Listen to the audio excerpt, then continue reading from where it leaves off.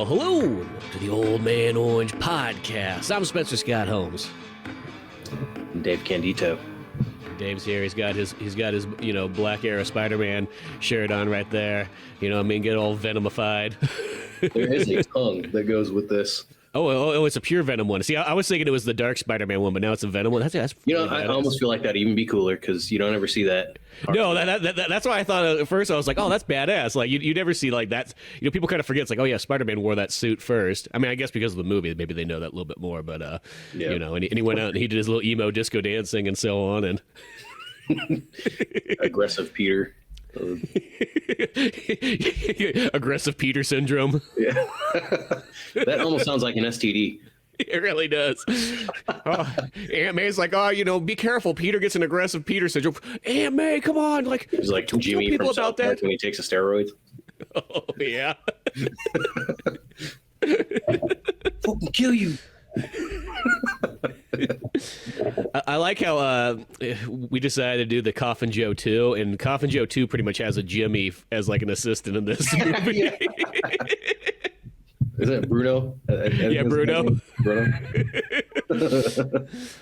But we're like, you know what? We watched the first one, and then we're like, okay, we gotta watch the second Coffin Joe movie, and it's the one that's called "This Night I'll Possess Your Corpse." They all have these really long titles. They almost sound like metalcore band like names.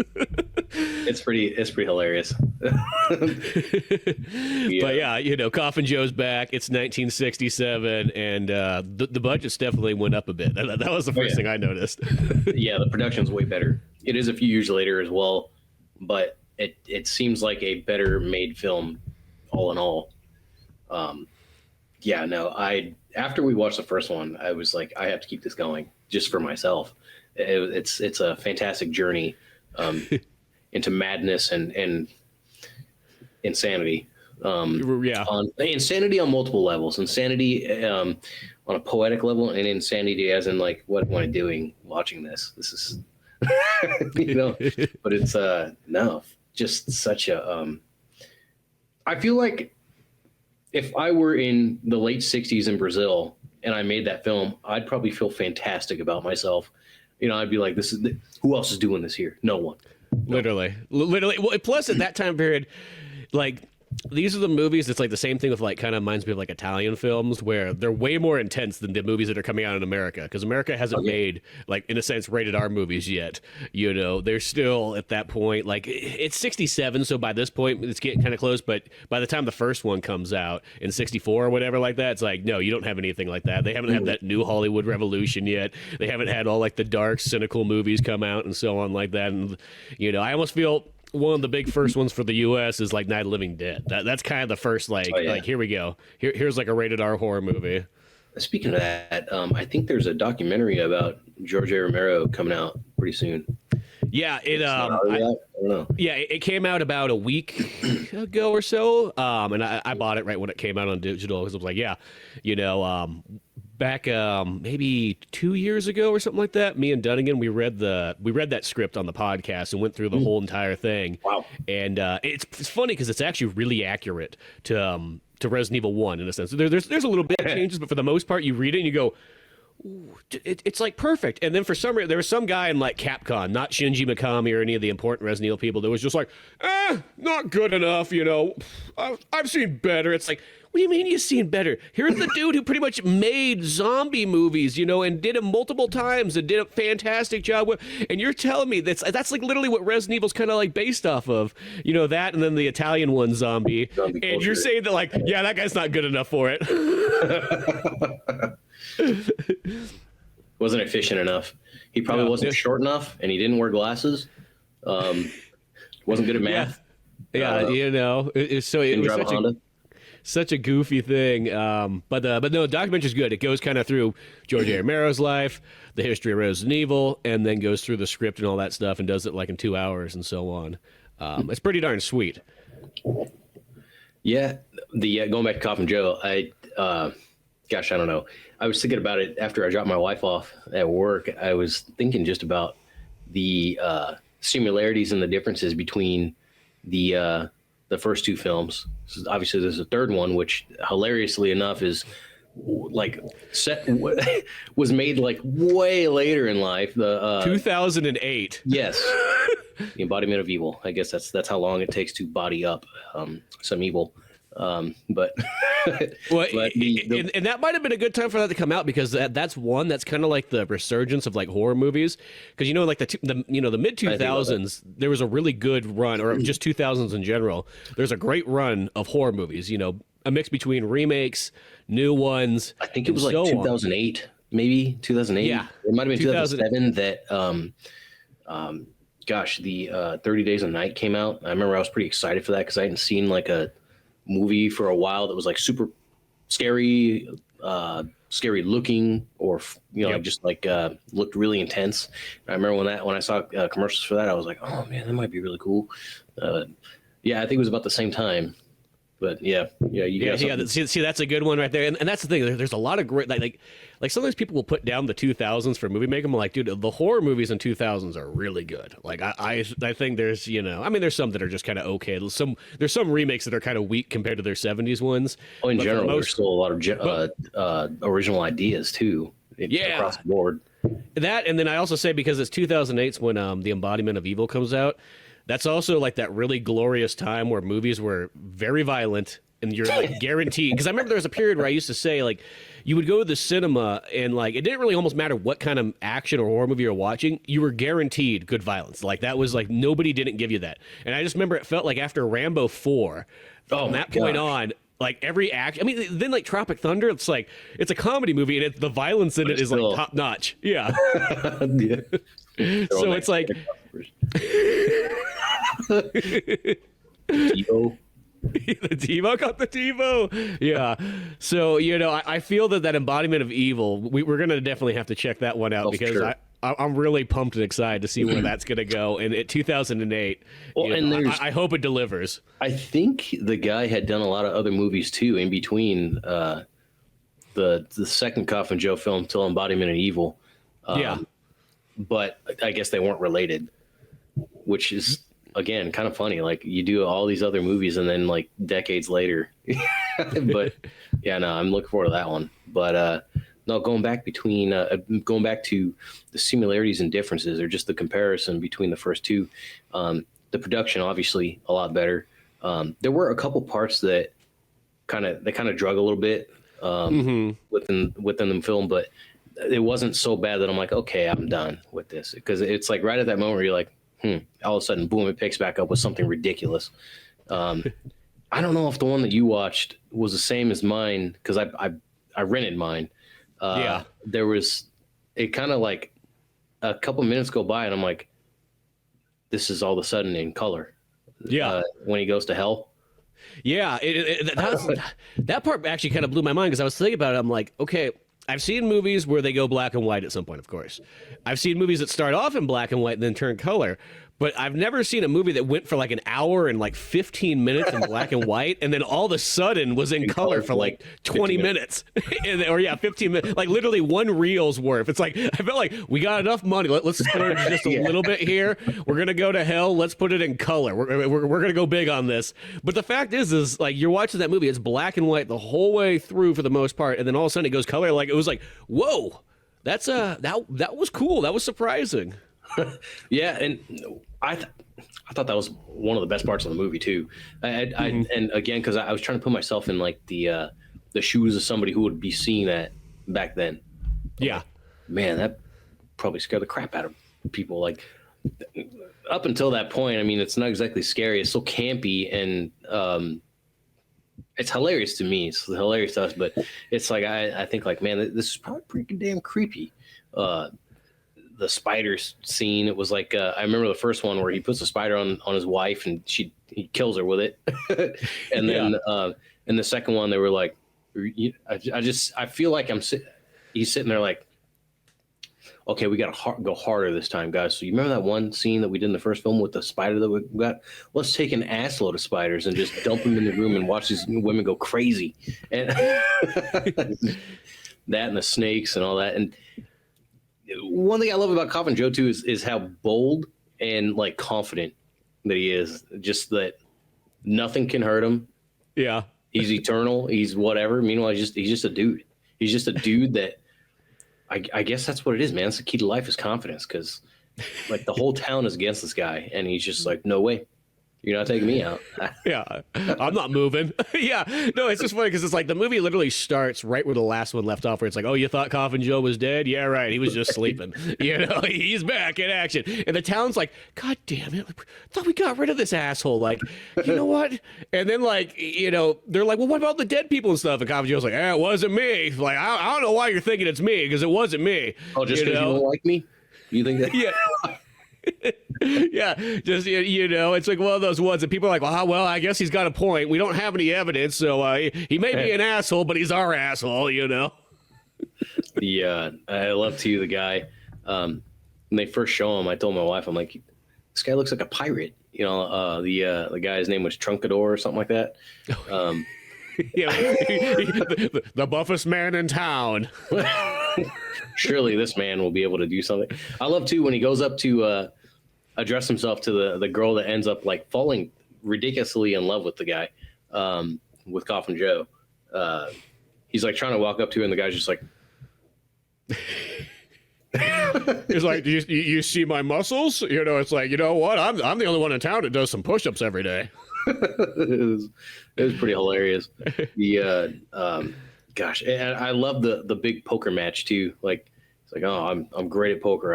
I've never lost. All of a sudden, he's just, this is impossible. This is good kid not figure it out.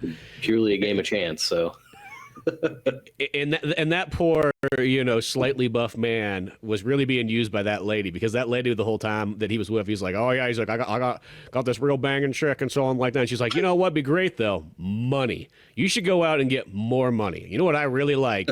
Money. Oh, you sure? Yes, go out and get money, and then maybe you can have me. Maybe. So what's great about that too? Well, I thought that was hilarious to begin with. We didn't even realize, we're like, wait a minute, she's helping Coffin Joe, and we kind of thought that she was just going to be done with that, and all of a sudden I'm like, wait, why is she helping Joe? Well, whatever, But the where he goes and gets those the henchmen to help him out, and what was hilarious is, so the benefit of my wife being Brazilian and speaking Portuguese is she knows a lot of things that were made as kind of jokes that you and I we would have no, we wouldn't know. Yeah. Things that are like in their slang that just were commonly used and would be hilarious to us. But for them, they're like, it's just what we call them, whatever, this and that. The one white guy that he has, he was shirtless, tall and thin, and had longer hair. Yeah. He had a name for him or something, and he's like, I want to kill him right now. And he's like, no, the mayor or whatever he was, he wants him alive, And he's like, oh, okay. He's like, no, don't worry about it. So-and-so, I don't even remember his name at this point. But my wife's like, she started laughing, and I'm like, well, why was that funny? What are you laughing at? She's like, oh, just his name. And I'm like, well, explain. She goes, well, his name means corpse-like. He's whatever his name was. It means corpse-like he's a big, long, empty, like bony corpse. And I don't know. It's just one of those things. It's there's another one. I think his name was Paulito or something like that. But our guess, my wife's guess, was when Joe gets drug off into hell by the tall, black, skinny guy. Uh-huh. I think wearing the mask. She said that in the beginning she started laughing at that too, and I'm like, what once again, like, what are you laughing at? Oh, well, in the beginning credits, it credited someone as being named Polito. I think that's what she said, and basically meant like big, tall, thin man, like the translation was for a straw, like a straw-like man. And sure enough, that guy was thin as crap. I was like, yeah, he looks like he's from like Kenya or something, or Ethiopia. But that was an interesting one too, because it's like that dude is like probably like 7 foot tall. He's dragging off Coffin Joe into hell, and it almost looks like some kind of Silent Hill like kind of like character, because it's just sure. He's just all covered in like like a black stocking kind of thing. Yeah, so he just looks like some like, and he literally comes out of the wall and everything like that. So it's just like this demon dragging him to hell, you know. But well, speaking of those credits, though, I actually want to mention those because those credits, it's like that movie like gets you sucked in by the like how intense those credits are right off the bat. Like one, they're fast. Two, they're just showing all these weird and bizarre and like kind of brutal looking scenes, but just going so quick and through it that it just has a very like hardcore punk rock kind of feel to this.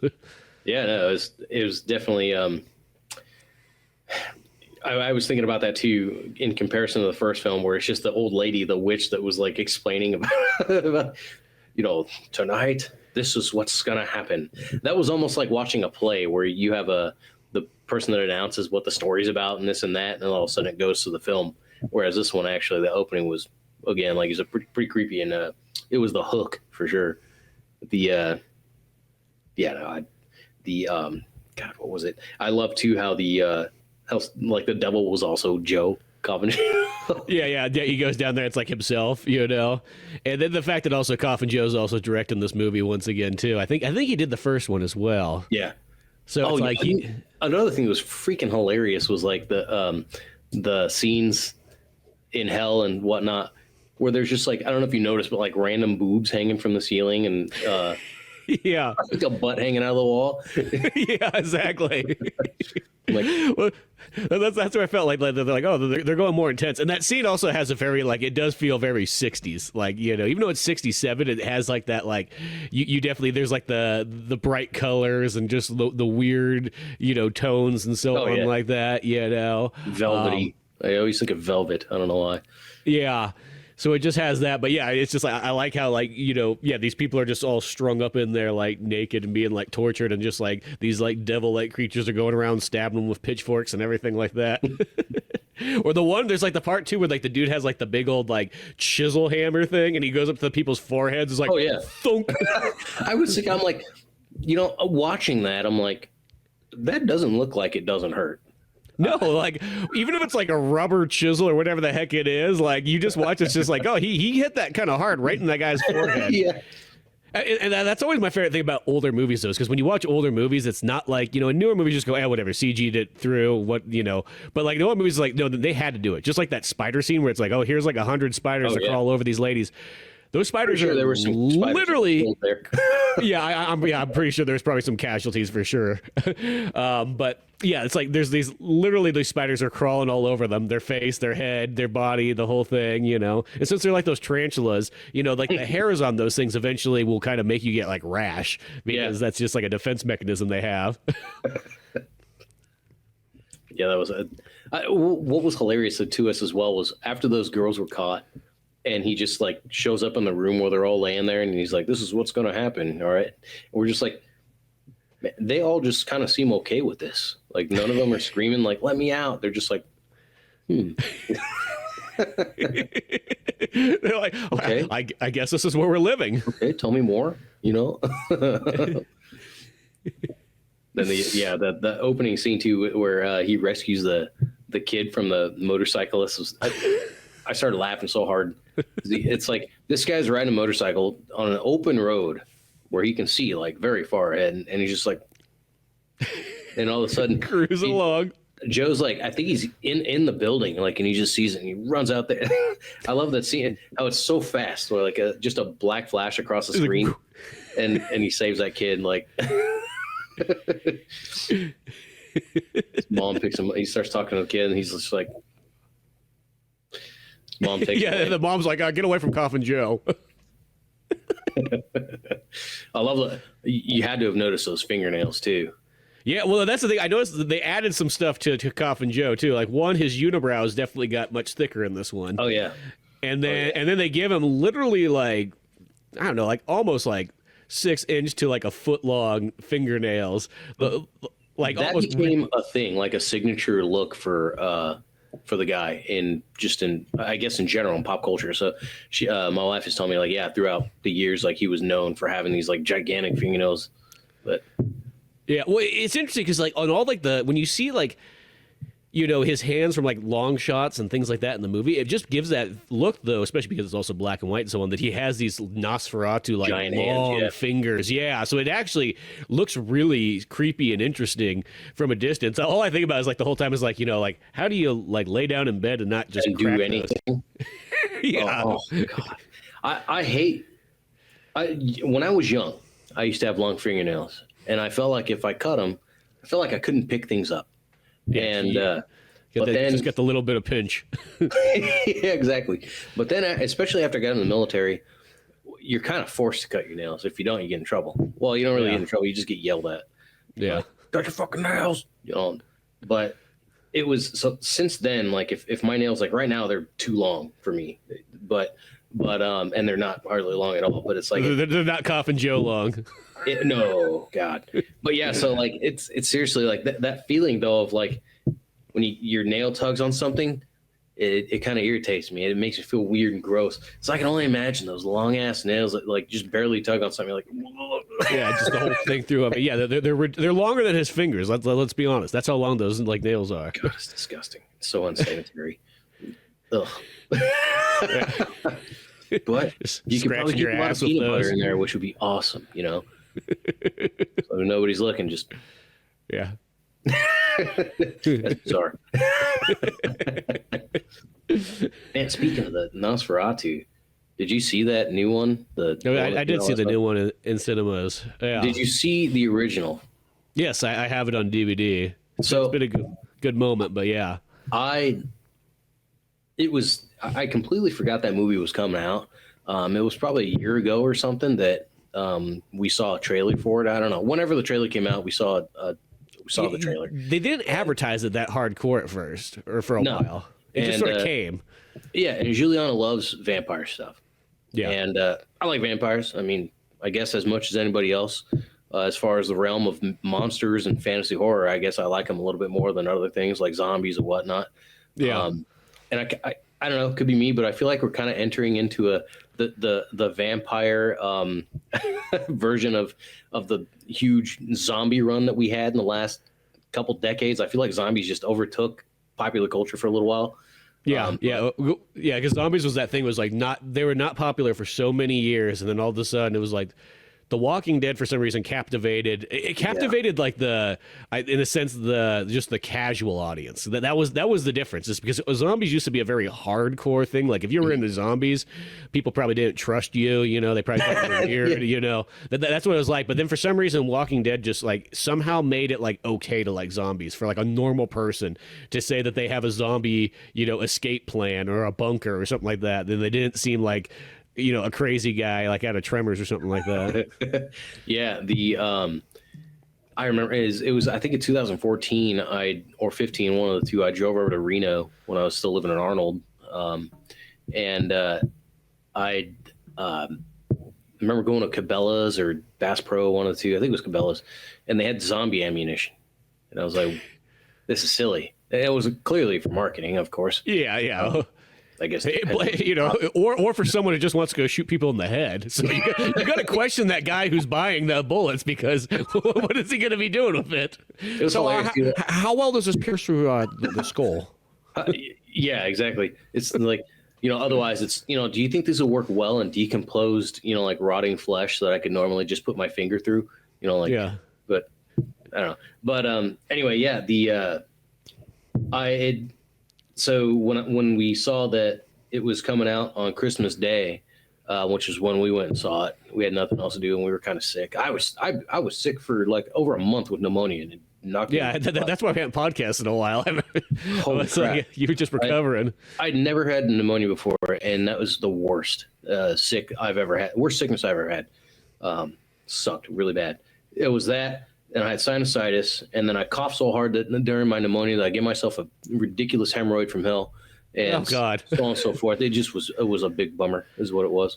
But when it rains, it pours. God, and also now, I didn't know, but now I do.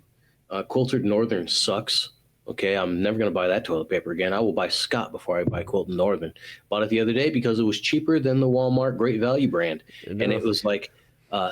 Sandpaper made of chili peppers upon a a brutalized taint is all I can say.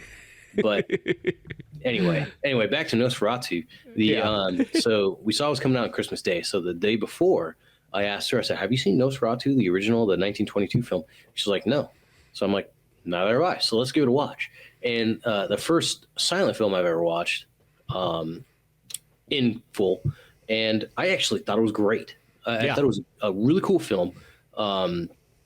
And I really didn't know what to expect because I didn't think I'd be that entertained. I thought I might get bored or distracted, but I actually thought it was really cool. And my interest was kept the whole time. And then I found out that there's a 1979 version of Nosferatu, which we watched a few days ago. How was that one? I've never seen that one before. Yeah. There's also a 2023 Nosferatu that was a very low budget film that you can find on Amazon. I think Amazon Prime Video. That just sounds like somebody saw that the other Nosferatu was coming out. Like, we're going to capitalize on this. Yeah.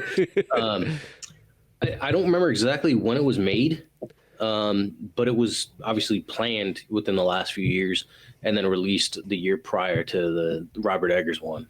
But then anyway, so really like the 1922 version.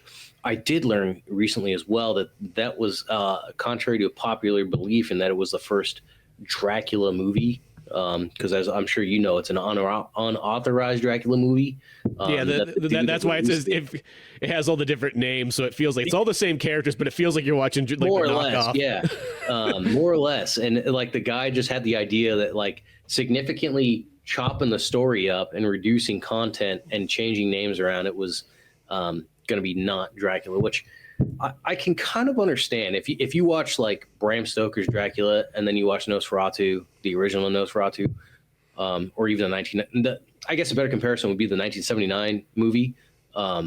78 or 79, one of the two. But they are different. But at the core, it's Dracula. But apparently there's a film was made prior to Nosferatu, but you can't watch it because it was. Do you know about that? Because it's one of those ones where the film's like literally disintegrated or something like that. The lost film, yeah. Because and the sad thing is, there's a lot of movies that are kind of like before the 20s that just don't exist anymore. You know, like, I mean, big directors and everything like that. Yeah, it's just because the way that the film was back then is it didn't last very long. Yeah. And, you know, it could also burn really easily, but it could also, you leave it out just, you know, and this, once again, they don't have the storage. They were like those old condoms, you know, made of sheepskin. They just... That's what they stored them in too. So yeah, but you know, it's like literally like the movies were printed on were old goatskin condoms. Because if you think about it, okay, that time period, it's literally still Wild West California. So you know what I mean? Where are you storing that at properly? Yeah. So many of those movies from back then. That's why it's always surprising when you can find like a 1912 movie or something like that, because it's just not that common. But yeah, I have heard about that one that did get lost. Yeah. But no, when we went and saw it, there were things. I believe I've seen every other movie that Robert Eggers did. In fact, The Northman became my favorite movie of all time. Well, when I saw The Northman, I remember I walked out of that movie and I was like, dude, this is literally the Passion of the Christ for Norse people. That was the first thing I thought. Yeah. For anybody from Northern Europe, this is your Passion of the Christ. You know, because I watched that and it was like a religious experience. I literally have the movie poster for it. I got like, you know, I mean, it's like one of those ones where it's just like, I love the living daylights out of that. I thought it was so good. It was weird because I remember I left the movie theater and when like there was only a couple people in it, I literally went to like the grocery store and a dude came by. He's like, dude, were you in The Northman? And like, I was like, yeah, I was. He's like he had a religious experience too. Crying. So we just, practically, like, you know, crying and shaking and you can't talk. So it's like, you know, that right there made me kind of excited about Nosferatu because of how much I like The Northman and whatnot like that, and going into it. And now, as I said, I enjoyed The Northman or the Nosferatu for what it was. It wasn't in a sense in my book. It wasn't like the Northman like experience at all. I enjoyed it, but I hate to sort of say I'll take Bram Stoker's Francis Ford Coppola Dracula any day. That is how my wife and I felt. I really enjoyed the movies that I'd seen prior to Nosferatu that were made by Robert Eggers. I really liked The Northman, like we just discussed. If I go into it further, I'm going to cry and shit myself. But that hemorrhoid will come back. But I also liked. Have you seen The Lighthouse? No, I don't know if I've seen any of his other movies, to tell you the truth. So, I think the only ones that I could think of that he's done, other than the Nosferatu, were The Witch. Okay. Pretty sure he did The Witch, and which came out I think in 2014, 15. Love that movie. I thought that movie was great. It didn't blow my mind or anything, but I thought it was a great movie. The Lighthouse, which has Robert Pattinson and Willem Dafoe. Not a huge Robert Pattinson fan, but that said, it was a very interesting movie, and the way that he filmed it was really cool. It's in black and white, and I don't remember what kind of camera or whatever he used, but it's different in the fact that it was made towards it's not going to take up your whole screen and this and that, and it's just really interesting. It seems very organic. Shot like an old movie, like a 4:3 rate, in a sense, like Coffin Joe, like a square ratio. Yeah. And then the other one that he did, obviously, The Northman, and I might be missing one. No, I think that's it. But either way, the Lighthouse is very interesting. A weird movie for sure. If you've ever wondered what a mermaid vagina might look like, watch The Lighthouse. But Willem Dafoe delivered in that film. Basically, Willem Dafoe has it. So yeah, it's Willem Dafoe. He's the mermaid. He's like, I'm here and I'm naked. But no, it's a very interesting film, a very weird film, worth watching for sure. But no, the Nosferatu, and I'd never seen fully Bram Stoker's Dracula either. When we went and saw Nosferatu on Christmas, when we came home, we immediately put on Bram Stoker's Dracula, and with Keanu Reeves and Gary Oldman, whatever.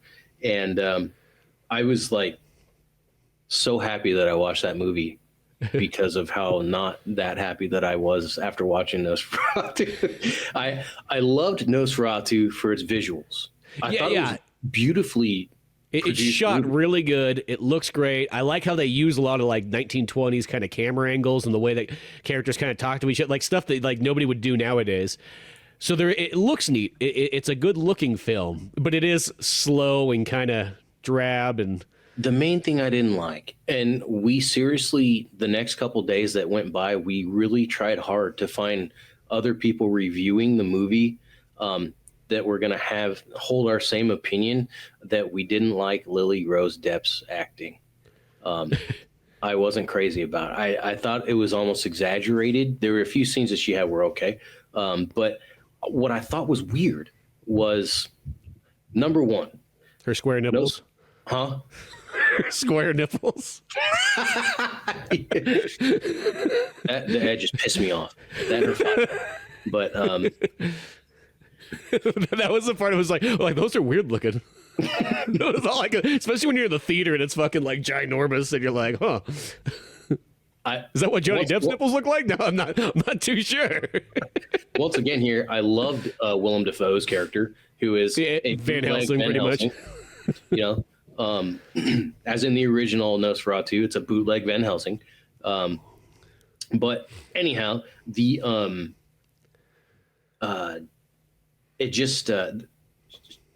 movie, there were some parts that I really enjoyed. The cinematics are great. Her acting I thought was kind of poopy, like where she's flailing on the ground and stuff and doing all that weird stuff. I'm like, what is this? What? Come on! And I was kind of confused because maybe not confused. I just didn't understand why for one, Nosferatu is a Dracula ripoff at its core. Yeah. So I felt like there was more inspiration from the Bram Stoker Dracula than there was the Nosferatu original Nosferatu in certain regards, like the weird connection between Lily Rose Depp's character and Nosferatu, Orlok. That's not in the original 1922 film. She didn't love the guy, and she wasn't this weird psycho nymphomaniac. You know, and there were just weird things like that. Though I'm like, why do this? I mean, why not just if that's what you were going to do, why didn't you just make a remake of Dracula? And that said, there's even parts of Bram Stoker's Dracula that apparently are not the way that it is in the book and whatever. But that's the way movies are. You know, there's always things that are changed up. But no, I just it just. I was gonna say this: if you ever get a chance, read the book. It's actually it's pretty darn good book for an older one too. Yeah, I'm gonna buy. It's on my. I tried to find it at Walmart the other day, and I didn't find it, so I'm gonna buy it on Amazon. And if you want to be lazy, there's actually this good manga adaptation of it too. It sounds weird, but like and there's actually a handful of these ones. It's like this one company. What they do is they just take like classic literature books and just put them in giant manga books. But they're actually pretty darn because they're. I think I know exactly what you're talking about. Yeah, it's like a 500-page book, but it's like the entire Bram Stoker's Dracula. But it's pretty darn accurate to the book. I was actually really impressed with that. So that's like that's a little bit lazier way if you want to kind of read the book and get the general experience of it, and then you get pictures with it too, so it makes more sense for your brain. I did, however, really like Nicholas Holt's performance. I thought that he did a really good job in showing his fear when he first meets Orlok. Another weird criticism from my end on that is in the original Nosferatu, I don't know, maybe it's just because they didn't think too much about it, but in the original Nosferatu, they show that guy right away. Like when he goes to pick up Heck. What's his last name? Harder? Oh, John Harker. Yeah. Maybe. Well, see, I can remember all the Dracula names. I have a hard time remembering what the Nosferatu knockoff. Anyway, the main character, when he goes and picks him up on the mountain pass, like there he is, just this weird looking Slavic man, you know, and it's like, yeah, that's him. And one thing I had to remind myself in the original was that it's supposed to be nighttime in places that seem very bright, but that's because of the filming. You know, you can't really shoot back in the day, especially with film. It's like you just couldn't really shoot because you needed bright ass lights. Yeah. So you had to kind of do that. You even see like even in the 70s, you know, they'll do things where it's like it's clearly daytime, but they just put like the exposure down a couple notches, and that's how it's night now. Another thing, what the hell was up with that weird dream? Not that it wasn't cool.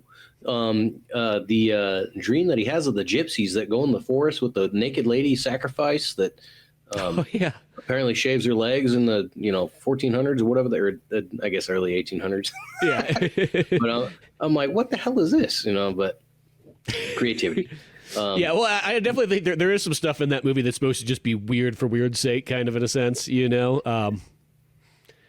Everyone's I think it's part of that director's MO a little bit, but yeah, that's how I kind of felt. Like it was. I felt like it was worth the watch. It's interesting enough, you know what I mean. But at the end of the day, like my two go-to Dracula ones will be Bram Stoker's, and I like Van Helsing a lot. I know that's a little bit different, but so now we actually talked about that too. We really like that movie, and I know that it wasn't really extremely well received. People for some reason dislike Van Helsing, and I can't figure that to this day. I still can't really figure that out because I just think that movie's fun as all can be. It gives me all the Castlevania vibes, you know. And it's just I like the idea that like it combines all the Universal monsters like in together. I was gonna say it hits so many birds with one stone. What's funny is there's a handful of movies out there that we really like that nobody seems to like. Van Helsing was one of them. John Carter was one of them. That movie was that John Carter movie so good. We thought it was awesome. I think that I got so obsessed with John Carter like because of that movie. I was like, wow, that movie's really dialed in. It nails the books and like the comics and all that stuff. If you want to go into all those, I thought that was one of the best things that Disney's done in a long time. And then they just. And they'll never do that. I think the downfall is that they named it funny. They shouldn't have called it John Carter. That sounds like that's like a John Wick type movie. It sounds like you're going to see, like that kind of action film. Like The Princess of Mars is like that's a great title right there. Why would you not use that? Yeah. That and what was it? The Prince of Persia. The Prince of Persia. Despite differences from the game or whatever, still as a film, it was pretty cool.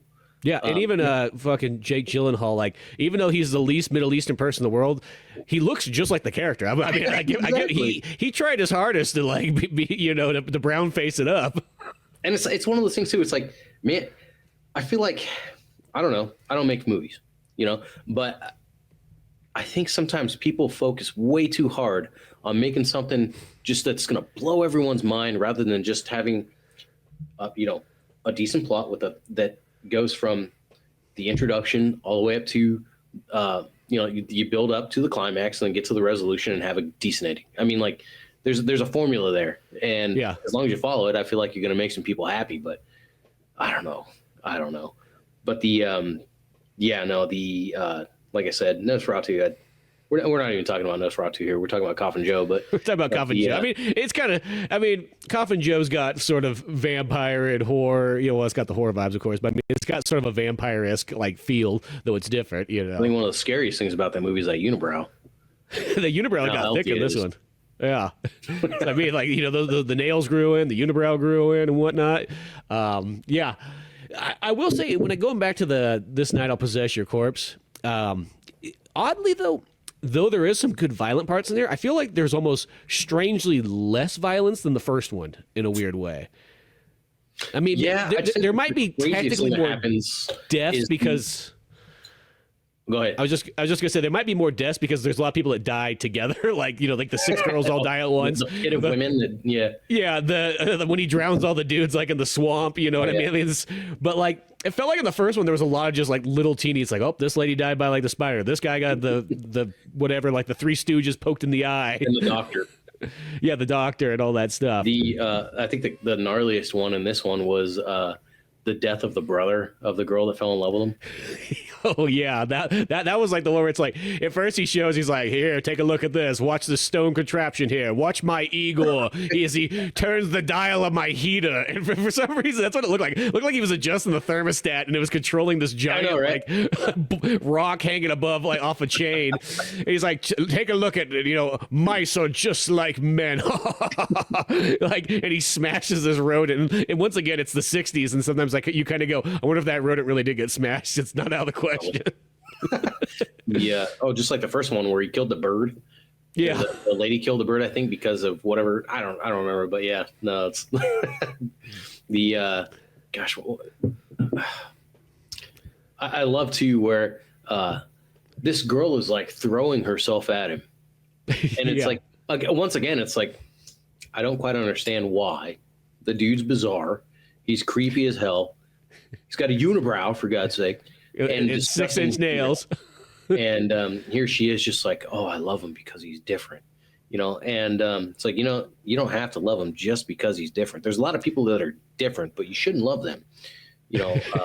She's like, not in this town. They're all the same except for Coffin Joe. What's his name? Dahmer, Jeffrey Dahmer. I'm pretty sure that guy was pretty different, but loving that guy had some serious consequences. But the as the same can be said with Coffin Joe.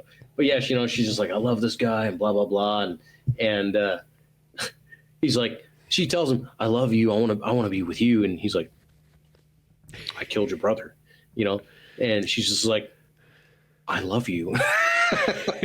That's okay. I didn't show up to his funeral. And the dad's like, I don't even trust my daughter. I didn't show up to the funeral. It's a family event. We were so sad. She's banned from the house now. No more. Yeah. She's going to hang out with Coffin Joe. I don't trust him. Yeah, no, that's a journey for sure. I think I told you in the previous one, like this is actually the movie that I watched when I was like 11. And I watched bits and pieces because it was on TV. And I just remembered like years going by, I'm like, what the hell was that movie? It was so weird. And finally, of course, now here it is. But with its long titles and so on like that, it feels like there'd be a real tough one to track down when you're trying to look for it. Man, I tried so hard too to find it, and I couldn't. I found all kinds of other glorious movies looking for it. Like different weird vampire movies. I can't remember the name. I think it might literally be called like Female Vampire. It's an old movie, probably made about the same time, about this lady who she doesn't even look like a vampire. I mean, I guess everybody can look like a vampire. But she didn't have any like characteristics, like she didn't have any fangs. I don't remember, but she was just a lady who would show up in to these dudes' windows and just like have sex with them, and then they die. Yeah, that's it. And then she gets sad and then like go away. But that was a good one. That was a really good one.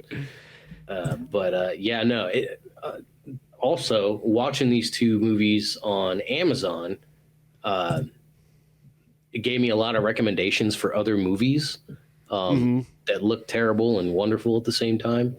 I don't know. It's just material for down the road, you know? Yeah, exactly. Well, I will say this: like when you watch it on Amazon, because I just watched the version that was on YouTube, and it was decent enough. But just like the first one, you know, the subtitles on it, like they're clearly put together by somebody who's that's not their first job. You know, so some of the words kind of are like run-ons and so on, like that, and you got to kind of piece together. Did the Amazon one actually have better subtitles on it and so on? Was it a little bit better quality? The Amazon one, that was funny you asked that, because I was asking Juliana if the translation's accurate, because she'll tell me sometimes like they didn't need to say that, like, but it's pretty minimal. Like for the most part, I'd say like it's like 95%, 98% accurate as far as translation goes. It's usually just little things that don't make a huge difference to the plot or story. Like when he goes in there when all the ladies are just in the room. He says something like "Boa noite, princesa," which means just good evening. It literally means good evening, princesses, and I think they translate it as good evening, ladies. You know? Yeah, I noticed that myself too, because like I you know, you hear the princess being said, and then they use a different name. Which like, okay, well, it's like we know what princess is. It's kind of exactly. It's like you wonder about the person doing the translation. It's like, what's the matter with you? But yeah, you know what I mean? Like, hey, did you get the job doing the translation for the movie? No, I didn't think so. You know, it's really funny. That reminds me of when you and I were actually working for Comcast, and it just happened to be during that time period. It has nothing to do with us. But I remember going through just the channels looking for something when I had the cable, and I see I'm passing by all the porn movie channels, and there was a movie, like the name of the movie was so hilarious. It was like huge black dongs inside of tiny Asian wet vaginas or something like that. It's like straight to the point. It really was. And then of course I look at the info because it was so ridiculous. That sounds like I'm trying to make it seem like I didn't watch it, which I didn't. But what I mean is because I'd never pay for that. That's hilarious that people pay for that. But I look at the info, you know, the description, and I compared it to like, God, just about anything else on TV. You know, like you could look if like the rows down were like King of Queens, Rick and Morty, Seinfeld, Law and Order, all those normal shows within reason normal. All those normal shows have like the most boring and vague descriptions. You know, like Seinfeld. Jerry Seinfeld plays himself in this 90s sitcom. Rick and Morty. Rick goes on an adventure with Morty. You know, like stuff like that. Yeah. And then Queens. A fat guy has a hot wife and delivers packages. Yeah. And then the porn movie was like a paragraph of like, watch these giant black sweaty veiny dongs penetrate these Asian women who are 4'2", and they cry and moan and they try to pretend like they enjoy it, and they shoot this. It's like this huge descriptive paragraph, and I'm like, who are they hiring for this? Who are they hiring to make these? There's somebody here that cares about his job, and the person writing the one for Rick and Morty doesn't give a crap. No, he doesn't have to. The person get raised this year. Yeah, the first part random for the other one was just like, he's like, no, this is a passion project. I actually don't get paid for this. It just, it was hilarious. But I'm interested to see how I start working for Spectrum on Tuesday. I'm going through another training period, so that I'm actually happy for. I hope it's just like the first time you and I went through Comcast. That'd be great. Training was the greatest part. Like, you know, it's such a misleading to everything else in there, because they give you like 2.5 months where like everything is awesome. You like hang out, you work like 5 hours a day, you live in a fucking hotel, you get 3 free meals wherever the hell you want. And depending on who you are, you get paid for your lunch during training. Yeah, or if you're like me, you don't sign out for lunch, because I never have done that before, and so I got this extra hour every day. You know, and then we hang out, play video games during like all like the breaks. So we're having like N64 tournaments and PS2 battles and so on. Like it was just too good. And then they give you all the free shit. So you got free clothes and free tools and a free iPad and all this stuff. And you're just like sitting there playing games on that too. And what? Yeah. It's almost like you can't make a job start off that good and then just crash like 2.5 months later. Be like, you're getting paid less now. You got to work 3 times more now. No more free food. Forget that. Those days are done. No more free hotel. No more working out in the gym. We had a good thing going on. Why are you changing this up? You know, like yeah, just you know what? Just keep sending me back to training. It's the only place I know. I'm very interested to see how this is going to go. I basically it was an easy land for me because I had the experience with Comcast, and I remember the guy in my interview. He's like, "How do you feel about like working in tight spaces? How do you feel about climbing up poles and this and that?" And I'm like, "Hey, look, when I was at Comcast, I'm gonna be real frank with you. It was like I was told to just get the job done no matter what, like."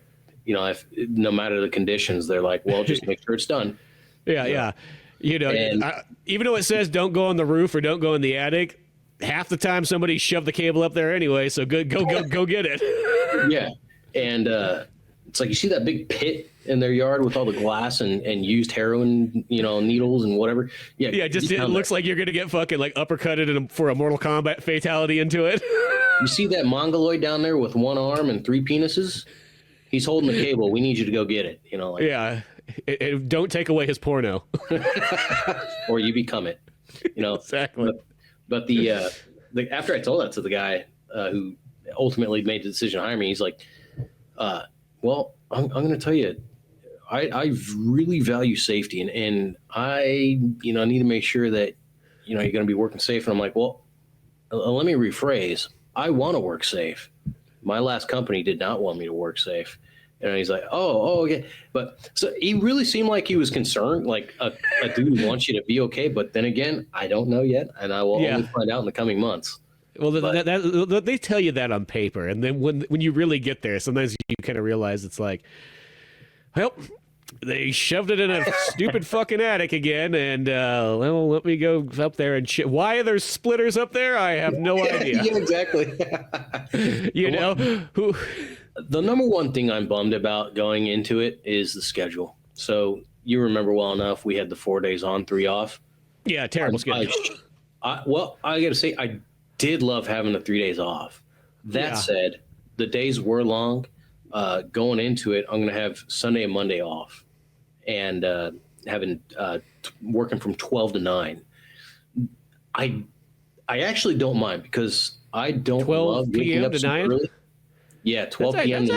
That's actually not so bad. 9 o'clock seems like I can't imagine. Like already putting cable in when it's dark out was already a pain in the ass, and now I wonder what that's like when it's really dark. That said, I'd running cable at 7 a.m. kind of sucks. Yeah, nobody wants to do that. No, so that's kind of a plus. But no, so I start that up. So Sundays and Mondays for sure will be my days for doing this. That's cool. But, that's okay. Sunday always works is a good day for me anyways. So cool. We get our movies going and whatnot anyway, like that. That's a good day in the life, the day in the future life of Dave Candito for your fans to understand now. Everybody's being like, wow, they're gonna learn like why, like, you know what, you should be grateful to be like the guy who brings in that cable and internet to you because he has to go through a lot of suffering and hardships. You know what I mean? Like that scene in Passion of the Christ that we kind of brought up earlier where like Jesus is carrying that cross down the street and everybody's yelling at him and pissed off at him. That's about what it's like to set up cable. Just replace it with the ladder. Yeah, just ladder across your back. You're dragging it. People are pissed because you're still at their fucking house that was for the last 4.5 hours. You're like, look, I'm sorry. I don't know why this X1 box isn't working. I know it's the third box I've tried now, but and I gotta drive, up the street a half activated each time because God forbid there's no service down here. It's what's interesting is the cable company here, Spectrum, they don't use gateways like Comcast did. Those 2-in-1s, the router modem. Yeah. I don't know why. Years ago, when I asked, when they gave me a rotom, when they gave me a scrotum, when they gave me a modem and a router, I said, "Don't you guys have any, like XP3s or your equivalent?" They go, "What's that?" I'm like, "A gateway, hey, man." They're like, "Oh yeah, we had those for a while, but they had a lot of problems, so now we just use the modem and router." I'm like, that seems like so 2000s, but that's okay. Okay, but I mean, the hell do I know? Apparently they got gig speeds out here and whatever, but I will almost say I could kind of see where it probably does have a little bit less issues, because I think those ones you can just sort of activate and plug right in, and not like, less syncing, less that half an hour time window and so on. Oh yeah. So maybe there's a rhyme or a reason, Yeah, but we'll see. But Comic-Con, we have Planet Comic-Con coming out in March of this month. That's in KC. That's KC's Okay. Comic-Con. It's Planet Comic-Con, and it's not as crazy as last year as far as the people that are arriving, in my opinion. The cool people, I guess you would say. Matthew Lillard's one of them. That's a cool choice. Yeah. David Tennant. I don't know if you know who that guy is. He was in a show called Good Omens, and he's been in a handful of other stuff. But okay. And then who else is there? Honestly, I forgot. So there's this Comic-Con that I saw pop up on X or whatever not too long ago. It's in Pittsburgh, so of course it's nowhere near close. But I like the way they described it. It felt perfect for anybody selling comics, because it was like no bullshit, or what did it say? It was like no Funko, no like toys. It says like pretty much it was just no bullshit extra stuff, just comic books. None of this filling your homemade ashtrays. Yeah, or I've literally seen Comic-Con where somebody literally just brought their garage sale stuff and drug it in there. They're like, I bought a booth, like. That's been kind of my issue of like why I kind of stopped doing the Comic-Cons for a while, is because they got to the point where it's just like there's too nobody's there for comics. No, like comics is literally less than 5% of it, and I hate to sort of say it, but like the whole point of me going to a Comic-Con to sell my comic book, comics known. Yeah, well, the whole point is I'm thinking that everybody coming through the door probably at least likes books and likes reading. And the fact that they started to get to the point where so many people didn't like reading, and what I've learned is if somebody doesn't read, you're never going to sell them a book, because it's like somebody who doesn't drive. You're never going to sell them a car. They might think the car looks cool. It might look nice. They like the color, but what are they going to do with it? And that's the same thing with a book. And so I've almost come to a point, I'm like, I think I'd be better off just going to like a swap meet. I would have probably just as much luck selling my books there, / that thing would probably only cost me like $30 a booth or something like that, unlike $100 for a Comic-Con booth. But so when I did see that one in Pittsburgh, it's kind of giving me, I'm like, I hope there's more of these coming out where they're not so broad, because I know myself, I like a wide range of stuff. I like, movies. I like TV stuff. I like, of course, video games and comic books and even wrestling and all the other things that they have at Comic-Cons. But I kind of learned that a lot of people like one thing and one thing only when they come to a Comic-Con. If they go there for wrestling, they probably care nothing about anything else. If they go there for TV, they probably care nothing about anything else there. So it becomes kind of a lost cause for selling stuff if they're too broad. I'm always there for a lot of things. Honestly, I guess I kind of go to the Comic-Cons with an open mind. I just go in thinking, I hope I see something I like, Yeah. Because I mean, if I see cool anime stuff that I like, if I see Batman, Superman, anything Marvel, anything DC, anything Star Wars, anything within reason. But and I usually do find something cool. And honestly, what do I usually end up leaving cons with? Action figures. Yeah. And I do. It makes me feel bad sometimes, because there's stuff that I see people doing that's really cool, and I bet you go through this a lot.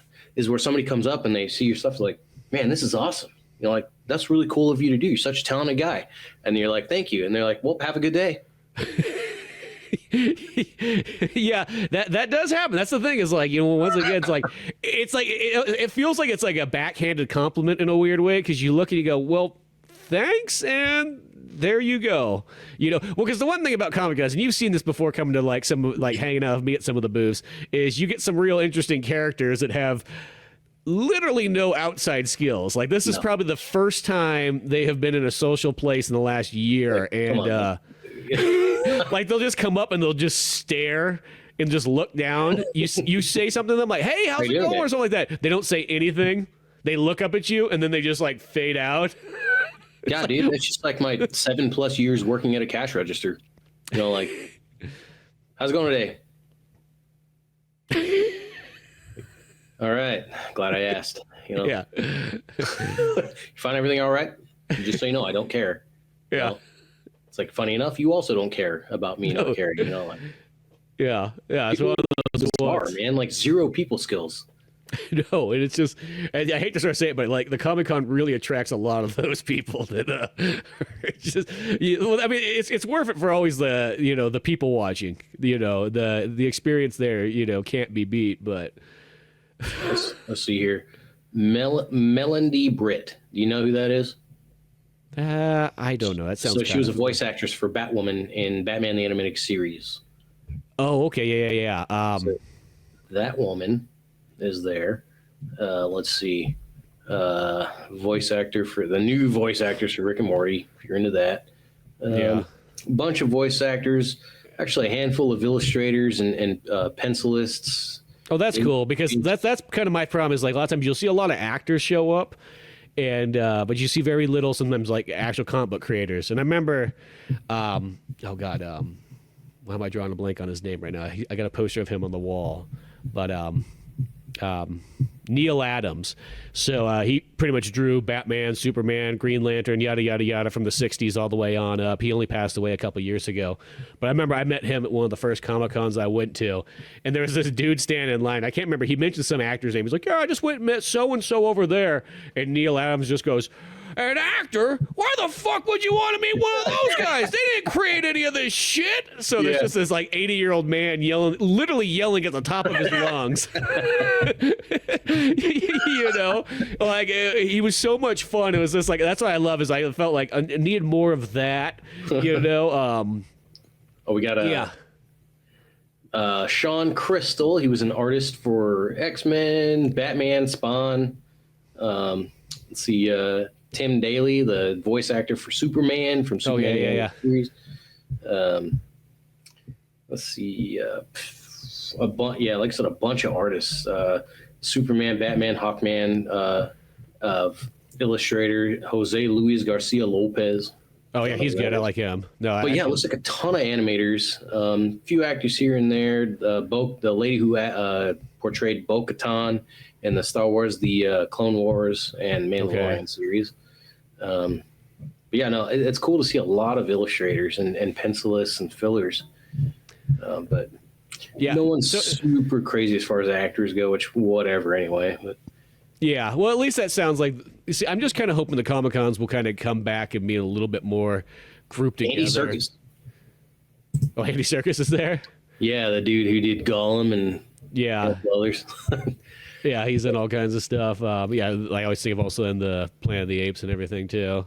Oh yeah. But one fest that I thought looked really cool, but I probably never go to is it's called File Fest, not as in pedophile, but as in the X-Files. Yes.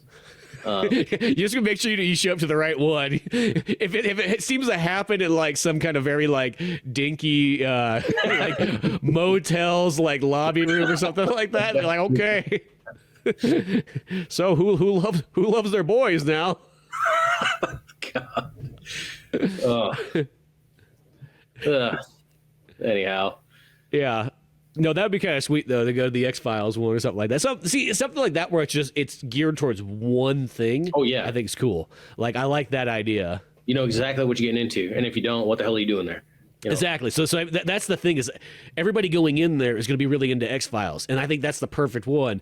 So it's almost like that thing that like let's just say if you had a booth there, you could do whatever. It's like whether you were part of the X-Files TV show, whether you worked on the X-Files like spin-off stuff like the video games or like the comic books and novelizations, or if you did like fan art, like if it was all X-Files oriented, it would be perfect. And that's what I kind of want to see more of is just like when conventions go back to being specific to what they kind of are, or at least specific to their genre. That's got to be my hands down favorite TV show of all time is the X-Files.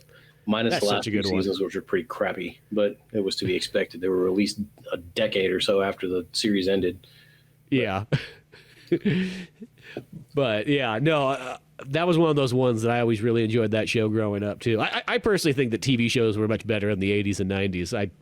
It's one of those ones like, I know people always want to say TV's like it's at its best like in the last like 20 years. I'm like, in my personal opinion, like there's specific shows maybe, but I do not think so. I think TV was done so much better back in the day. Yeah, not only that, man, but like there's just certain things that have been coming out in the last couple of years that I am consistently, I'm only one guy, but I'm consistently let down by some of these shows that I'm really interested in.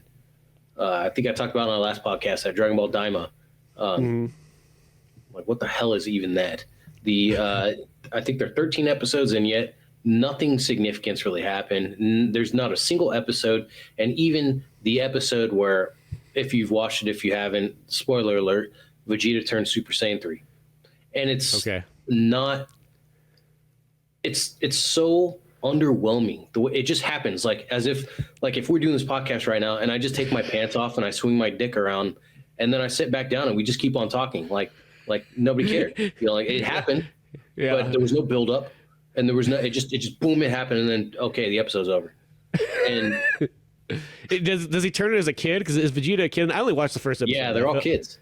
Yeah, they're all kids, and which is fine. I said I was gonna watch through it, and then I never did. I felt it's bad. So boring, dude. It's just like the Obi-Wan show, and I feel like there's just been this common trend of these shows that come out, and it's a series of people just walking to somewhere. It's like there's the start of the show and there's the end of the show, and how is it going to happen? They just walk there, Okay, maybe they ride a bike, maybe they ride a spaceship, which is Dragon Ball Daima. They're riding a fucking spaceship for 13 episodes. No joke, man. And nothing's really happening. No, but yeah, like this kind of like process, I guess, is what I'm getting at. It has been like how shows are made, and gosh, there's a handful of Marvel stuff that I just didn't even try. I gave up on because I'm like, I know what's going to happen. There's going to be this long, like 5-episode section of the show where they're just meandering to get to the climax of the show. Yep, a lot of conversation, a lot of this and that, and I'm like, dude, nobody wants to see this. Well, yeah, sum this 6-hour series up into 45 minutes a movie. Well, I think that's my biggest problem is like you watch a lot of stuff, and let's just say it's give or take 10 episodes. And a lot of times in that 10 episodes, it feels like there's about enough content in there that it could have just been 1, 2 or 3 hour long movie. Like, and then the rest is all filler. And that's my biggest reason why I'm not really a TV fan, or I'll say in like the last 20 years, is because for the most part, most shows just have too much filler in them and not enough content to keep me like engaged. And I hate to start saying, I think there's a lot of casual people that they watch an episode, and in that hour-long episode, 45 minutes, nothing happens. But there's that one moment that stands out that is actually legitimately good. And for some reason, that's the part they remember, and they forget that other 45 minutes that nothing was going on. Yes. And then it's all of a sudden the series is great. Yeah, because that one moment was really good. And see, I'm the kind of person that I watch something like that, and I'll go like, yeah, that moment was great, but you don't remember the 45 minutes I felt like I was just wasting my time? That's what YouTube is for. Yeah, you single out those single moments, and you get to see them, and then you go on about your life. Yeah, when I hate to start saying, it felt like, and this is another thing that why I kind of also don't like a lot of modern TV too. I think TV was also better when it used to be episodic and not serial. Yeah. There's a time and a place for serial. Of course, animes have always done serial good. I felt, there is some that we all know that drag definitely, even some of the best. Dragon Ball, perfect example. 32 episodes of Goku fighting Frieza. Let's be honest, probably not needed that many, but the Genki Dama for 5 years. Yeah, exactly. But when I like because X-Files is a perfect example. That show is episodic. You know what I mean? Like you could literally tune in. I mean, the stuff carries on throughout them. But like if you missed it's not like if you missed a couple episodes, you'd be yeah. It's not like I remember like that when I was watching Arrow for a while back in the day. I used to watch the crap out of that show. Yeah, and don't get me wrong, I did enjoy that one for what it was because that one always gave you good action. Every episode after he fought Deathstroke in the city. Yeah. that's where I stopped watching. I think I don't know what happened. I just stopped watching it, so I don't know anything after that. Well, I sort of, there was a period where there was just too much of the, like, it's not that any of the DC, those The love shows triangle were stuff bad. kind of irritated me. Well, because they have to appeal to like the 15-year-old girls. true. It's on the CW. Yeah. Like you know what I mean? I feel that's sort of like in the contract. But it's like that one, you know, I always thought about that. It's like if you try to jump on that show, like say season 4, like just randomly, you'd be like, what the hell is going on in this show? Yeah. There's no way absolutely. you would have any idea what was going on. That one, it's like if you missed like one episode, you're screwed. But you know, as I said, going back to like things like X-Files, what I love about those shows is I like how each episode's its own, it's like its own contained mini movie. So they can try different things. You know, because sometimes that's the thing about a serial thing is, say you have a running story that maybe it's great for an episode or two, but maybe it's not great for 10 episodes. And now you're stuck with this, you know, and you're kind of committed to this, you know, arc that you've built up. And once again, that can work, but I think most of the time it's generally not the greatest. People talked up to with all the different Star Wars shows there are. People talked up Andor like it was the greatest thing since sliced bread, and I liked Rogue One a lot. I thought that movie was fantastic. That's the best of the Disney, in my opinion. Oh yeah, same. I agree. I also liked Solo Story, and that movie got crapped on too, but I liked it a lot. I thought the ending was a little silly. The Darth Maul scene, like where not that Darth Maul was silly, but the whole thing about like says nothing, starts his lightsaber up, and then like goes. But other than that, like I thought that movie was great too. But Rogue One I thought was fantastic. Yeah. And so I was kind of excited when they announced the Andor and blah blah blah. But then I started watching it, and I thought it was the most boring show, more boring than Obi-Wan. I thought it sucked. And people everywhere like, oh, that's amazing. Like we need season 2, and I'm like, no, you don't, man. No, you don't. Season 2 is called Rogue One. But I kept watching it because I wanted to see a scene with clone troopers. Yeah. And I gave up after like 4 hours. I'm like, I'm not watching this no more. Yeah, it's just you're just taking my time. It's I don't know. It's just that thing that, especially the older I kind of get, you kind of get that point where you're like, oh, there's only so much time left in life, so you got to prioritize. Like if I'm gonna watch something, I want to watch like Coffin Joe. I want to watch something that I'm gonna know I'm gonna enjoy. Exactly. And I don't want to. I hate to sort of say it. I'm not gonna waste my time with like, especially a TV show that doesn't go anywhere. Could be summed up in 2 hours. You know what I mean? Like, and it's even like it's like the Star Wars ones. Like there used to be a time period where I felt like if I was into something, I'd have to catch up on everything. Didn't matter, Star Wars, DC, Marvel, any of that kind of stuff. I felt like I had to. I'm at that point now where I'm like, you know what? I don't have to catch up on everything. You know, if I see stuff, cool. You know, but it's like the Star Wars ones. Like it's one of those ones. Like if there's a movie in theaters, I'll go out and see it. You know what I mean? But the TV shows and stuff, I just don't care. It's the like only thing I think that's worth watching as far as Star Wars TV series go is the first and second season of Mandalorian, and that was good. And the animated Clone Wars and Bad Batch. Yeah, well, and Clone Wars is still in George Lucas era, so that I consider that different. You know, it's the Disney stuff forward. Because I look at Star Wars nowadays as I go, it's pretty much just fan fiction now. It's expensive fan fiction. It's all it is. It's not real. It's just really expensive fan fiction. Have you seen Bad Batch? No, I haven't. I haven't seen all the Clone Wars either. So that's the last season of the Clone Wars. Actually, I think it was like the last 2 or 3 seasons of the Clone Wars might have been Disney production.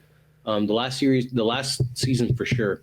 The last season is probably the best season production wise. But then the Bad Batch is Disney production. But I got to say, I think that it's even better than Clone Wars. It's just a really coherent story, which it's again, you're like, it surprises you. It's like, why can't you do this with your live action stuff? You know? But, well, cause it's the same way. It's like X-Men '97 was pretty solid too. Did you see that? I haven't watched it yet. Yeah, I did overall enjoy it. I will say that there is some stuff about the Dead Center that kind of is a little bit kind of unnecessary. Like, you know, they try. I mean, I get it. They try to give everybody sort of like their own story, but it almost kind of makes it drag a little bit. Sure. And fucking Professor Xavier does some weird shit. Like he just says like, oh, you know, I faked my death and see you guys later. I just want to go into space and get laid and so on like that. You know, I've been hanging out with kids my whole life. You know what I mean? I need to party a little bit. Little known fact about paraplegics: their penis still works. Yeah, that's the one part. He's like, I control my mind. You know what I mean? So, but like overall, I thought that one was actually pretty good. Like, I felt like it captured it pretty well. It was still fun, you know, and maybe Coffin Joe was on something though. I think he knew that after that second movie, he needed to give it some time. He needed to go from 1967 all the way to 2008. 2008, yeah, that's just such a humongous. My favorite part is the fact that he still is in it himself. It's not like it's like, oh, it's a remake of Coffin Joe or anything like that. It's like, yeah, no. I thought it was until I watched the trailer and I'm like, oh no, that's actually him. Yeah, that's still him, and he still writes and directs that one too. That's the part that's just badass. You know, does he produce it too? He must produce. You know, I gotta say, sometimes my beer sits on my counter just a little too long and it gets a little too warm. And when that happens, I know that I need something to help me out. So I get these koozies. Yeah, the good old Pizza Boys koozies. And it's the perfect thing that's phallus shaped that fits in my hand. Yeah, it gives a nice grip and a squeeze and so on. I'm not quite used to the width, but...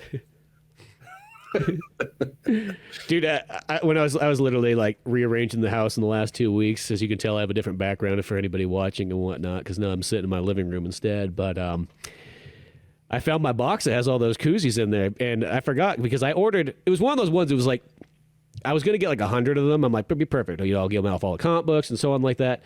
But then it's like, well, for like $60 more, or maybe it was $100 more. I can't remember what it was. It was it was. Yeah, if it was like 500 of them, I'm like, well, fuck yeah, give me 500 of them. It's like, yeah, and because of that, you know, I probably have given out like over 100 plus of them, like my original number that I went with, and now that I have 500 of them, I still have like, I have like half a box of those. I'm like, I have so many of these koozies. I just got like, it's one of those ones. It's like, I just need to get back to the Comic-Cons just so I can be like, here, have a koozie, have a koozie, have a koozie. Who likes beer? No, well, root beer it is then. That's okay. Liquid Death. Gosh. Yeah. Hey, little Billy over there. You're 5 years old. You're going to need one of these. Yeah. I was thinking about merch.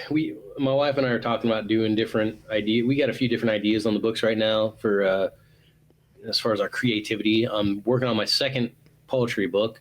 Nice. I should be able to finish it in like an hour, but the kind of a children's book I'm going to be working on, and then a story that my wife and I are working on together.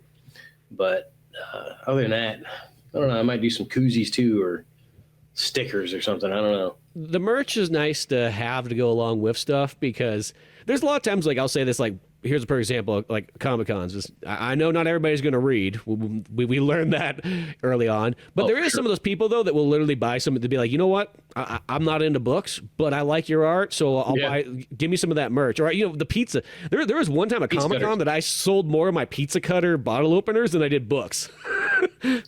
So it's just like, you just never know. But it's always kind of fun to have. And if you ever get into stickers, I mean, I did kind of get to the point where I got a printer that's got the ink that you pour into it, which really saves a lot of money if you want to do home printing compared to like the stupid ink cartridges from back in the day. And then I got one of those Cricut cutters so you can cut out the stickers. So it's a little bit of a pain. Like, I remember there's one lady, like, I was looking at a review and she's like, yeah, it took me about 20 minutes and then I kind of figured it all out. I'm like, it felt like it took me like 3 weeks before I got it dialed in. It was like, it was a little bit of a tough one. But once I kind of got it, the nice thing is that, you know, if you go to order stickers online, you always got to order like 100 of them. So you kind of hope that they're going to come out good, or else you're stuck with 100, you know, funky looking stickers. With the Cricut, I can experiment. So I can try different papers. I can see which ones look good, which ones don't. And then once they look good, I can make a bunch more. And it's kind of fun. You know, I don't know if it's the most practical thing to tell you the truth, but it is kind of neat to be in control. I'll say that.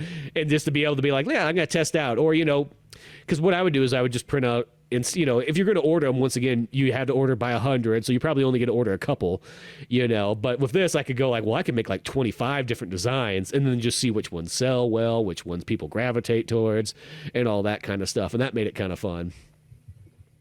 All right. But yeah. I know we you know what we should do. We should do a Comic-Con together one of these points. We could sell our books together. You know. I got to order more books. I think right now I have a total of 0, but. I got one of them. It's right over here, actually. I can almost reach it. It's in my bookshelf right next to me. Yeah, no, I got to order more of those. And then I think, like I said, I'll have my second one out here in a couple months or so. But Nice. it's a fun thing to do because I go, well, at least I have been going to a lot of concerts. Maybe with the job I'm going to get, I won't be going to that many more. But it just was something fun for me to do. Just getting a couple pictures, writing something for the band, the music, the album, whatever they did, and then putting it together. It just, I don't know, I felt like it kind of flowed nicely. Instead of having like a book that's just all random stuff, there's a theme there, and I don't know, it's kind of cool. But I don't expect to sell a million of them, but No. As I said, I thought it was such a cool idea. Just, poetry in a sense, the concert and music listening experience. Like, it kind of gave like an insight to, if you've been to shows and just even like beyond the shows too, to also just listening at home and the physical media and all that kind of mixed match together, and just the experience you kind of get from each one and the different vibes and the different like, journey you kind of take on going to each concert. And I felt that captured it well, and that's what I liked about it. Plus, the photos also. That's like, my aim. So yeah, that's really cool. So you get a mixed match of that there. What's the second one going to have what's its theme going to be? So I take pictures at every show I go to. Not every show I go to is metal. Yeah. Of course. But it was kind of going to be kind of a part two, maybe a little toned down a little bit, maybe not as, dark, but same kind of thing though. I got a few shows coming up this year, not many, just because of my schedule. But I'm gonna try to go see Weird Al. I got tickets to Weird Al actually. Oh, awesome! Is Puddle's Pity Party going to be there? I'm not too sure who's with him. That's who's opening here, so I'm pretty sure it's probably going to be the same. He's some weird clown guy. I've never heard of him, but he looks awesome. Yeah. I really want to see Ghost. It's going to be really expensive. So there's some of those ones just are. I hate to sort of say, you just can't. It's insane because I saw Ghost in 2014 for $20, general admission tickets. That ain't never gonna happen again. No. Well, that was like Weird Al. The last time I saw Weird Al, it was on his White and Nerdy tour, so it was quite a long time ago. But like, it was literally at like, God, it was at one of the fucking fairs down in California. Can't remember exactly which one it was, but like we literally were like front row area because that was the one where Weird Al came out in the audience, and me and my buddy Cisco literally started pushing everybody else out of the way. It was like, no way. Weird Al's in the audience. I put my hands on his shoulders, and we're just fucking marching as he's singing. Dude, it was amazing. I'm like, dude, like right here with Weird Al and everything like that. It was like a conga line, and like we were, Weird Al was in the front. I was literally second. That's awesome. So I kid you not, Weird Al was actually in probably like the top 3 best concerts I've ever seen in my entire life. I believe that it. Good. Yeah, it's so good. The kind of Star Wars themed metal band that we saw last year called Galactic Empire. I saw them. Was 100% one of the best shows I've ever seen. Yeah, I saw them, and they played with Power Glove as well too. And Power Glove is one of my favorites. So, yeah, both of them were really good. But they both killed it. Psycho Stick is another one that we're going to go see. That's a fun one. Next month. There's a handful of others. I can't really think of the other ones right now, but not too many this year, unless something just like completely surprises me and I'm like, okay, that's going to blow my mind. I'm going to go for that. The last one we saw was Zach Sabbath with. Oh, yeah. I've been really wanting to see that. I've been listening to a bunch of that. I just think that's the best version. I hate to sort of say it, but I love the version of that. It's just Black Sabbath but heavier, and that to me is like that's what. Yeah, no, it's fantastic. And but I gotta say, the band that stole the show was called Zoso. It's the Led Zeppelin cover band. Ooh. It was so good. It sounded just like Led Zeppelin, and the energy was incredible. And then there's also the Iron Maidens, the female Iron Maiden cover band. Yes, that was really cool too. But yeah, Zoso it blew my mind. Well, that was like. I can't remember if I told you, but since then, but went down to Los Angeles last time to the Whiskey A Go Go. I went and saw Quarantine, which was Chris Jericho from WWE, and AEW. his band where he pretty much just does 80s Kiss songs. It's pretty much, that's the whole theme of it. It's all like, so it's the non-makeup era Kiss. So we went down there, and that was a badass show. But there was also a cover band beforehand. There was like 5 bands. It was like one of those like almost too many openers. But there was one that was a Guns N' Roses cover band, and they were pretty darn dialed in, you know, the whole way through.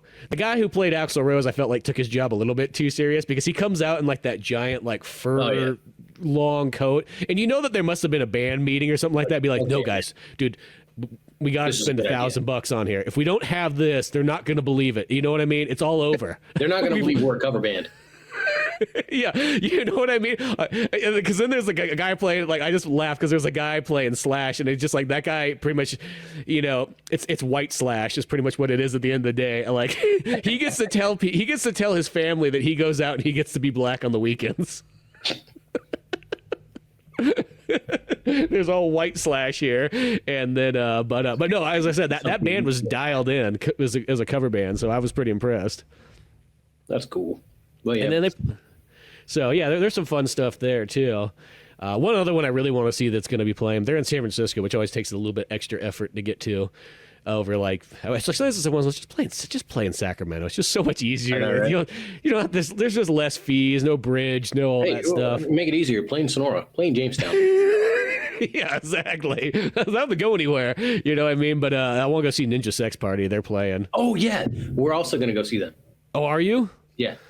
Well, I hope so. But yeah, that's one I see. I definitely do. Yeah, they're playing with another band they're kind of like Ninja Sex Party that I really it's actually it's twerp, and Danny Sexbang sings on a lot of those songs, so I feel like it's going to be a real, and I think even Ninja Brian also plays kind of certain stuff because they intercross a lot, those two bands, so I feel like that's going to be a really solid show.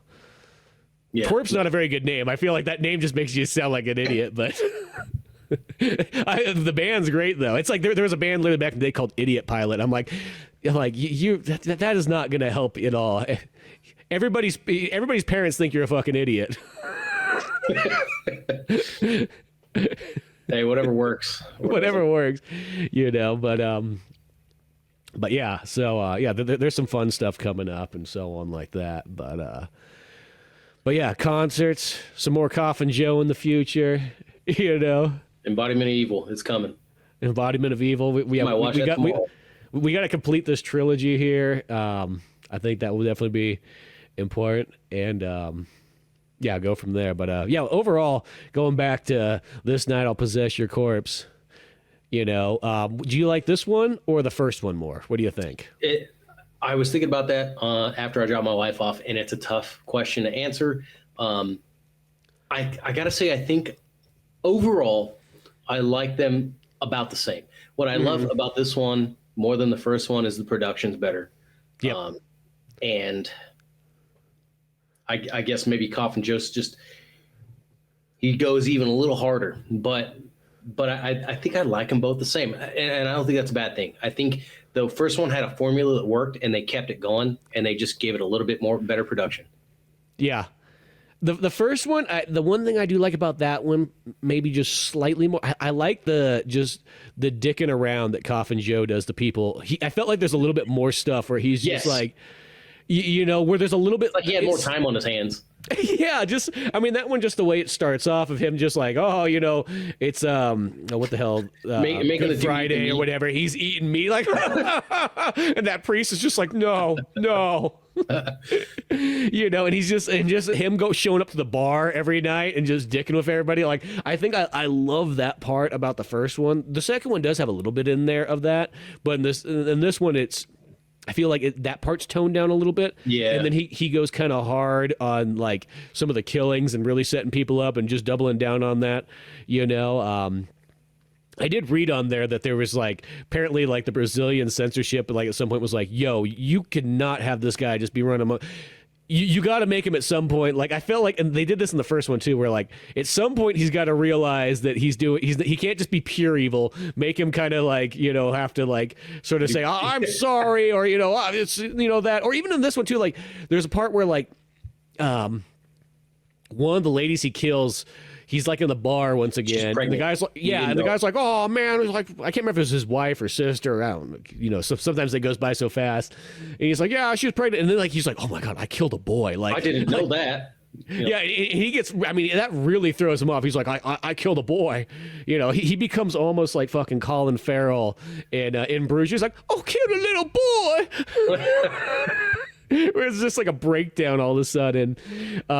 So there is some of those things. I sometimes I kind of wonder if that's sort of like the censorship's like, no, you got to make him not pure evil. You got to make him. He's got to have some like, you know, maybe he, you know, because it seemed like the same way in the other one too at the very end when like. On the first one, he starts seeing all like the death and, you know, when he's in like the tomb area and whatnot, and he sees all the people he's kind of killed, and he's like, no, like, and it's just like, dude, you just killed all the people. Like, you were laughing about it, like, exactly. Before, you know? And that's in this one too, because like they even sort of like take him out like once the town rounds him up finally and whatnot, and after he's killed copious amount of people, like literally probably about 3 times as many in this movie than the first, you know, he does sort of like, he's like, I've changed my ways, it's okay, give me the cross. Yeah, but I'm right there with you. Yeah, I do, like I said, I think that you're right about the first one. I love the more spontaneous moments that he has, but the production that's why it's a toss up for me. Yeah, well, that and then there's just cool stuff. Like I like when Coffin Joe does go to hell and it's in color and it's just weird and bizarre and just like what the hell is going on here? I think that there is a lot there's a little bit more creepiness and neat stuff that's going on in the second one for sure. See, and I think that's where I look forward to, like, the third one is, and I really hope the third one does deliver. It's just because after all this time, that's okay. Yeah, you just clicked your camera. That's okay. What'd you do? Pull a cord? Going old school? Sorry, man, my stinking cat. Oh, is that what? That's okay. I was just like, oh. No, my cat freaking grabbed pulled the damn cord out, but anyway. Bound to happen. But yeah, I'm kind of hoping that the embodiment of evil, because it's been so long, and hopefully because it's in that late 2000s era that nobody cares anymore, and he can almost go as like wild and crazy as he wants. Oh yeah, you know, because once again, as we said, that late 2000s area is like that's one of those ones like you do not want to take that time period for granted, you know, because I think that's one of the most hardcore periods of film. Once again, it just felt like you were just allowed to kind of do whatever you wanted then. You know what I mean? Like the softness hadn't kicked in yet that was going to kick in a couple of years, you know, in like the mid 2010s where like movies started going back to being PG-13 and family friendly and so on. Like, no, this was this time period. It's like they just went hard. They went violent. They went creepy, and they didn't care. They didn't care who they offended at that time period. That was kind of part of it. So I'm thinking that one's going to be pretty darn good. I'm going to be bummed if it's not. You know what I mean? Yeah. Yeah, no, I'll probably watch that tomorrow. Yeah, so got a work party for my wife about 5 p.m. tomorrow, but before that, I'm probably going to wake up and watch that. There we go. Yeah. Well, that'll be maybe we'll have to shoot for that one pretty darn soon then, and I think that'll be fun. Complete the trilogy and whatnot too. But yeah, This Night I'll Possess Your Corpse, definitely worth watching. You got to go check out the Coffin Joe 2 movie. You can watch it for YouTube if you don't want to pay anything, or you can rent it on Amazon. I don't know if it's on, it might be on other ones too. Sometimes Tubi's one of those ones that, it has commercials, and sometimes like that's kind of my qualm about it. It's like, but I will say I have watched some movies on Tubi before where you can't find them anywhere else, but they're on there, and the quality's good, and the commercials aren't really that bad. Like if I had to, there's a commercial break every 20 minutes, and they're only like 2 minutes long commercials, and at least the commercials are different. Because that was always my problem with some of those other ones, is like they'd play the same 3 commercials over and over. I'm like, dude, that is torture. We have been watching The Office. My wife had never seen it. We started watching season 1, and season 1's terrible.